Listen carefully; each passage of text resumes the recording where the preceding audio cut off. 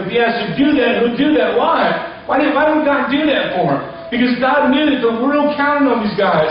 God knew that these people, if He let them go, they would run themselves to hell. He knew if I sit there and let them do nothing at all, I don't bother them at all, they will run themselves right into the flames of hell. And I'm not going to sit there. It was God's mercy. It was God's grace that, listen, I'm coming down right now and I will destroy the works that they are doing. This speaks volumes when you understand this now.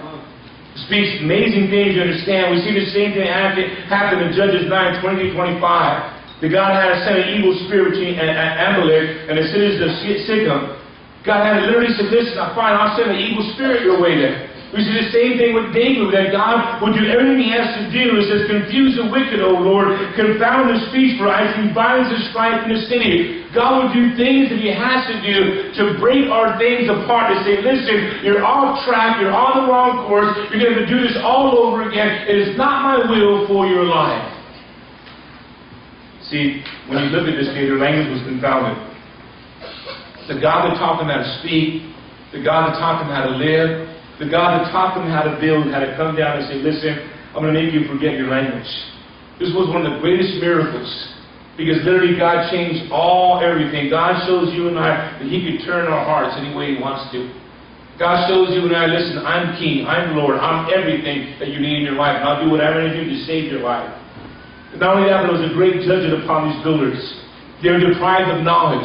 They were deprived of wisdom. They were deprived of working as a team. But you know that God is knowledge. You know that God is wisdom. You know that God is the one that makes the world go round. But you know that God is life. And sometimes we try to do without God. And by God coming down and doing His great miracle, He was saying, listen, I am knowledge. I am because without me, you can do nothing at all. It was the same words that Jesus said. Without me, you can do nothing at all. It's with me that you can do anything. But without me, let me tell you something, you can't do nothing at all. Or another verse that says, listen, unless the Lord builds the house, those who labor in vain. It was God showing them, listen, I'm the one that has knowledge. I'm the one that gives you wisdom. It is me and me alone. You don't take the wisdom I give you and do your own will, but you're supposed to do my will in your life.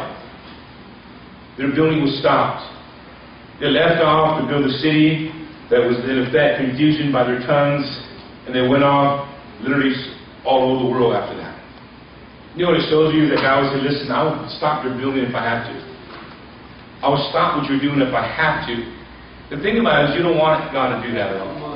The thing about it, you don't want to have God come down and say, listen, Tim, you're being disobedient, and now I'm going to wreck your world because I love you, because I know you, Tim, you'll run yourself straight to hell. I'm not going to sit here and watch you turn yourself into hell. I'm not going to sit here and watch you destroy your family. I'm not going to sit here and let you watch you destroy your church. I'm not going to sit here and let you stop the world from serving me. I'm not going to sit here and watch you be an ugly, bad example in front of the whole world at all. What I'm trying to say, if you grab this tonight, it brings so much revelation to the heart of God. You begin to see the mercy of God. Think about if God didn't stop our lives. Think about if God has let us go on before we got saved. Think about if God didn't bring confusion and God didn't say, listen, enough's enough. Think about if God never stepped in to move in our lives. Who would we be today? I'd be in hell or I'd be in prison. I know that for a fact. And many people don't see that we must or we'll be stuck. I talked to a man the other day, and I was telling this man, he was, I'm frustrated, I'm mad, I'm upset, I lost my family, I lost my kids, lost everything, I got no job, I'm doing that, I'm doing all these things, and I said, well, do you want help? Yeah. He goes, I don't know. I said, how can you say that? You just told me you're frustrated, you just told me you lost your wife, what else is it going to take for you to give your life to God? I said, when you want help, you let me know, and I'll help you. But until then, you got to make that decision.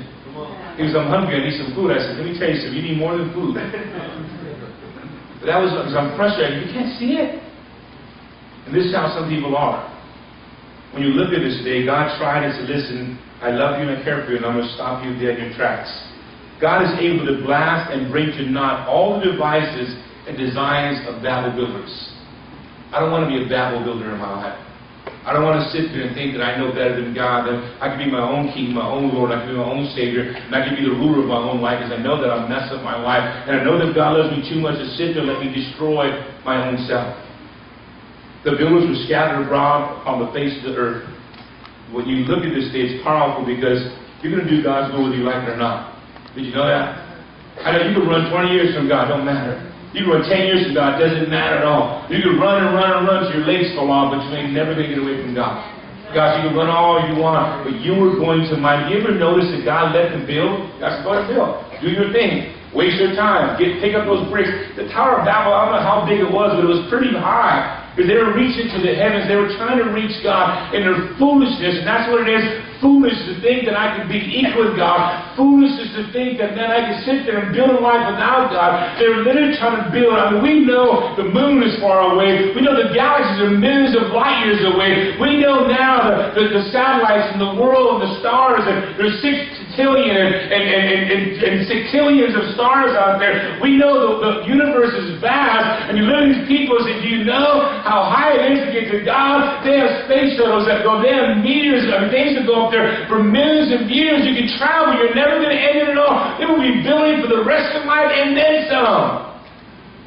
But that's the foolishness of all this. The very thing which they feared came upon them was dispersion. They were afraid of the will of God. They did not want to be separated because they were afraid, you guys. Well, they were afraid. They were afraid of a flood. They were afraid of being taken over. They're like what a lot of people are. They are afraid of the will of God because what if I fail? And the greatest fear fell upon them when God says, guess what? Now you're going to have to scatter now. Now you're going to have to disperse now. Now you're going to have to go throughout the whole world now by yourself and with your family now. The very thing they were afraid of, they had to literally get up and do it. The most thing they were likely to fall into was that today. And God said, fine, we'll make you do this.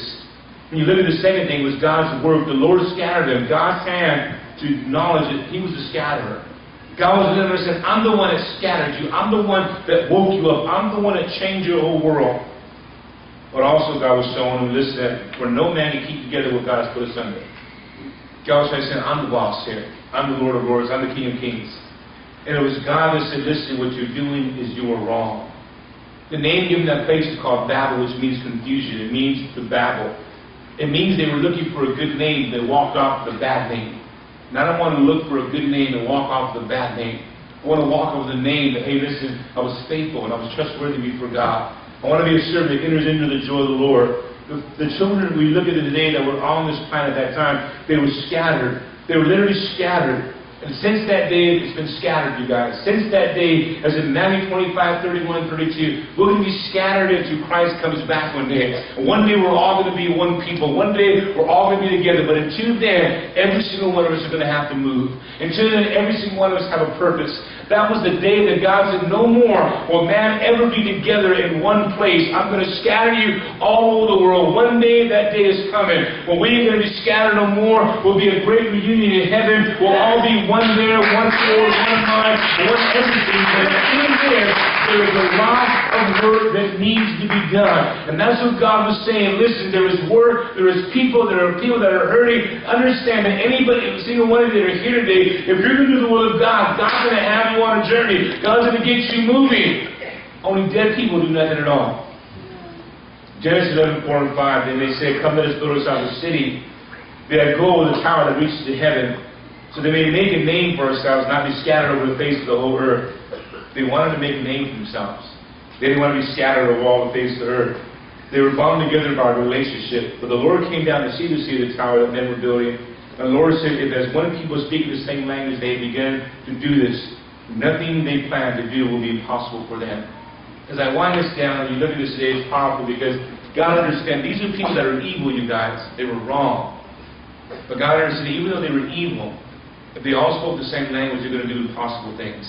They're never going to give up at all. If God says this about evil people, how much more you and I, the people of God?